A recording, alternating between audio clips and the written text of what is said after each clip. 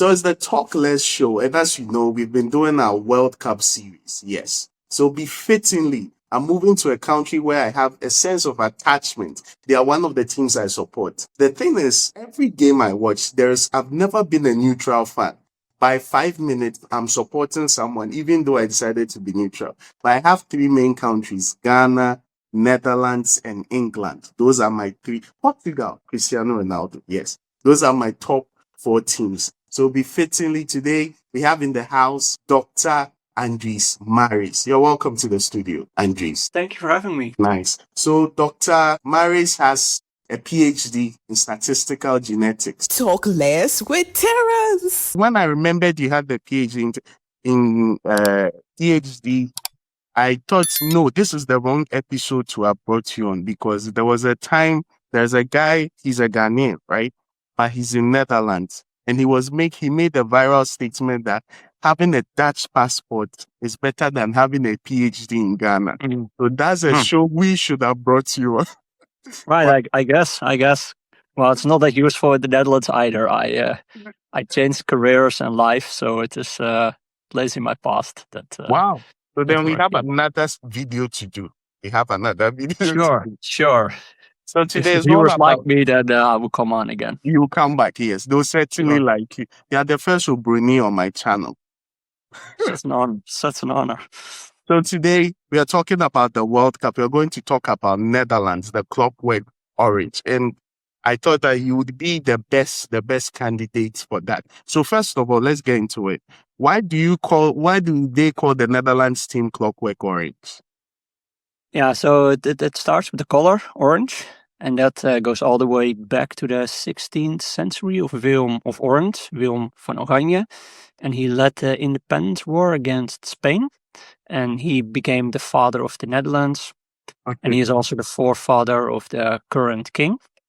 And orange is part of his name, so that's why the national color became orange. Originally, our flag even was orange, white, and blue, not red, white, and blue. Gradually it changed. There are various theories about that. I don't know exactly what the full reasoning is, but orange is the main color of the Netherlands. So that's the orange part. Then the clockwork part, that goes back to 1974. When we became second at the World Cup. We were the best team that World Cup, at least all Dutch people say that. The team with Johan Cruijff and all the others.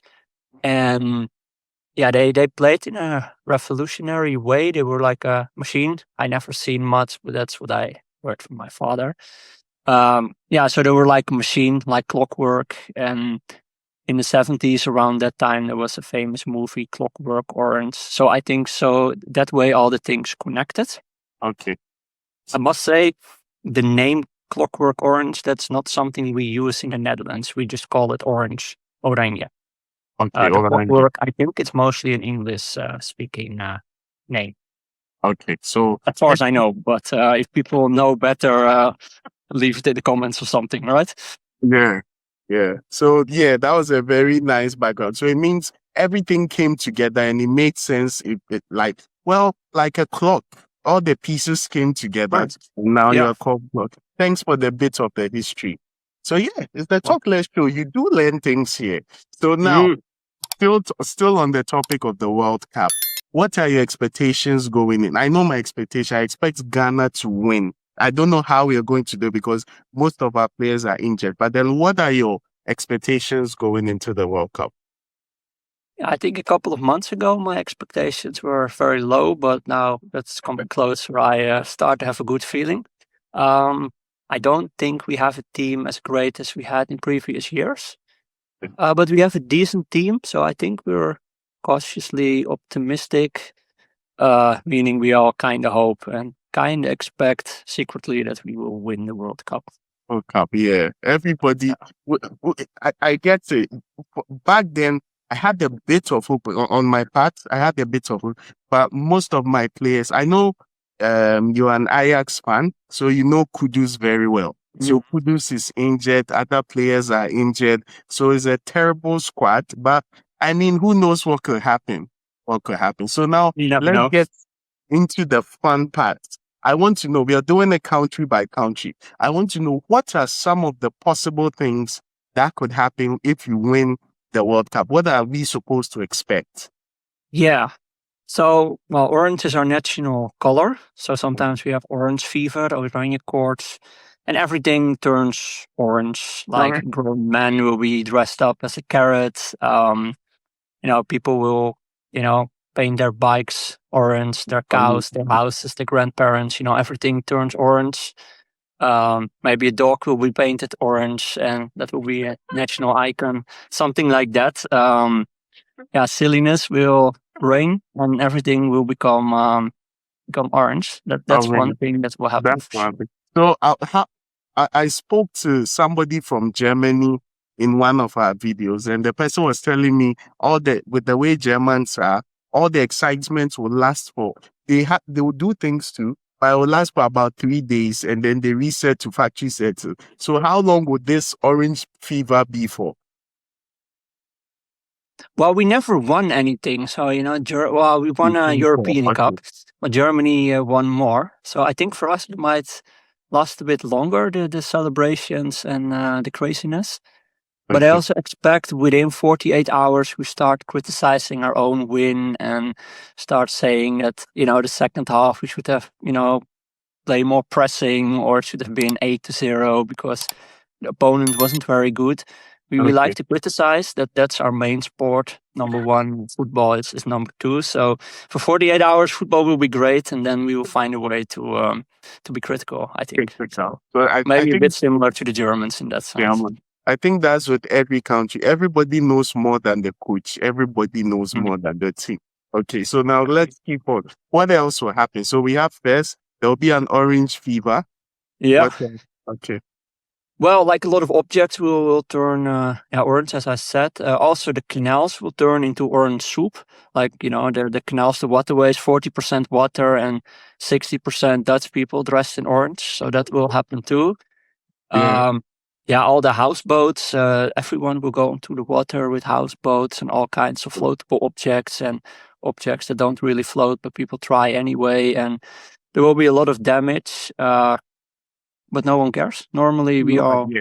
very much of rules and those kind of things. But I think after a World Cup celebration, people don't really care about the damages. And Yes. Yeah. Yeah. yeah, Everybody's in a good mood. So yeah, yeah. yeah.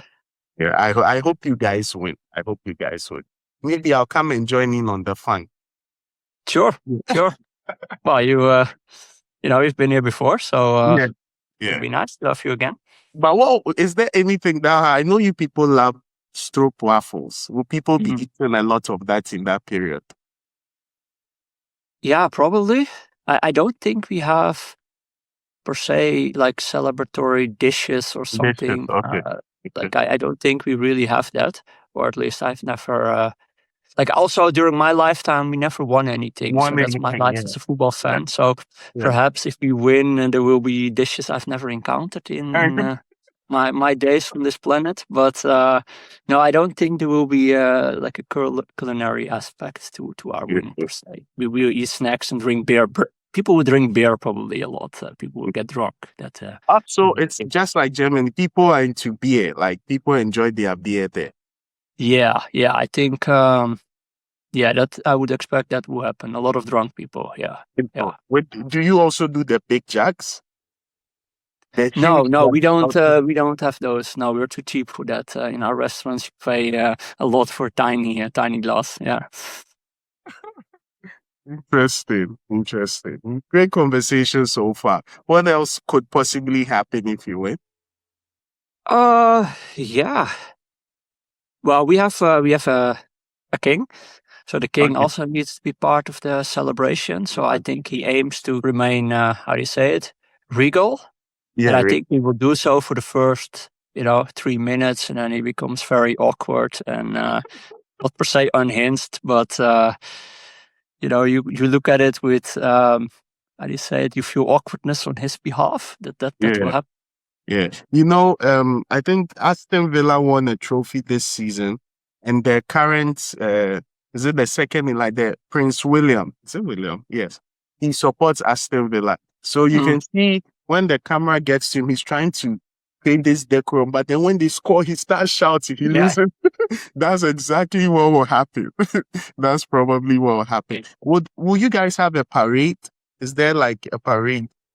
If you Yeah, were to definitely. I think mostly that will happen in the canals, that it will be on a big boat and everyone will gather around the canals and be on houseboats there. And that will be, I think that will be our parade.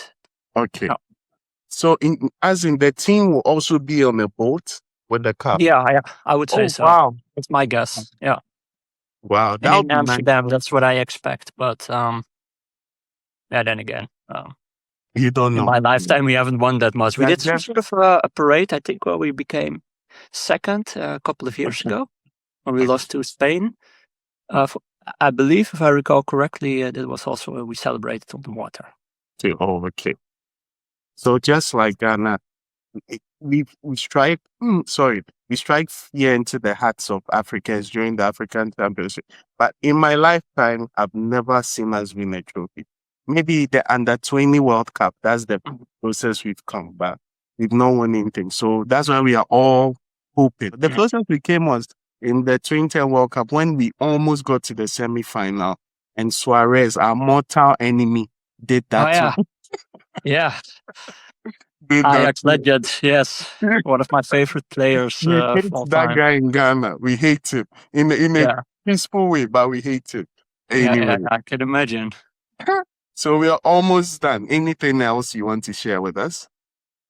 Well, I think also if we become world champion, then 9 months after that, we will have a lot of new Dutch names that become very commonplace, like Virgil and Frankie and Memphis. I think that's, sometimes you see with, famous football players who have been very successful that those names become quite common in the Netherlands after that. So if we win a World Cup, I'm very certain we will get a bit of a change in the most occurring names of the generation. Yeah, people pay homage to them that way. I think so, yeah. Speaking of the players you just mentioned, you mentioned Memphis, Virgil.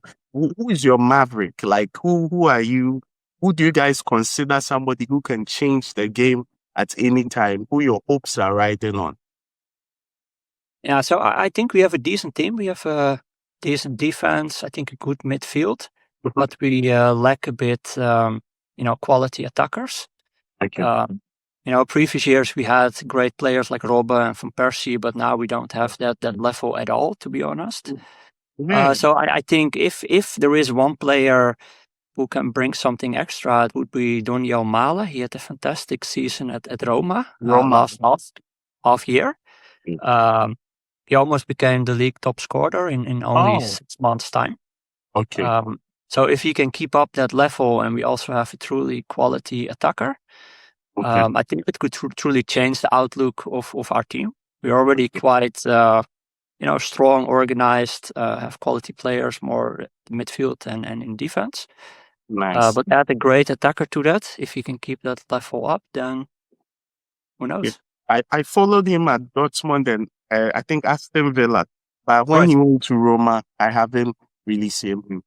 But then I think a few years back, he would have straight away said Van Dijk, but he has lost a bit of form. This season has been terrible for him. Yeah, he's aging a bit, 34, I believe. Yes. But yeah, like if he just keeps up his level, I just assume he plays a good World Cup, but then we have a good defense. But I think our wild card would be a quality attacker, and if Doniel can keep his current level up, and I think that will be our wild card. Our the difference between a quarterfinal spot and say a World Cup. Who knows? Yeah. Who knows? So anyway, I wish you the best. This is wishing you the best with my team together. Like, I wish Ghana better than you. Yeah. Wow. Who knows? We see each other in the final. That would be something, huh? That would be something. That would really be something. Anyway, so ladies and gentlemen, I've had Dr. Maris in the studio. Thank you very much for your time. Thank you for sharing with us what happened, especially the history parts. I enjoyed that. Great. I Thank hope your you. viewers didn't think it was too boring. Otherwise, you can cut in it. But No, it was an thanks for having interesting me. conversation. You're welcome. It was an interesting conversation. So remember to like,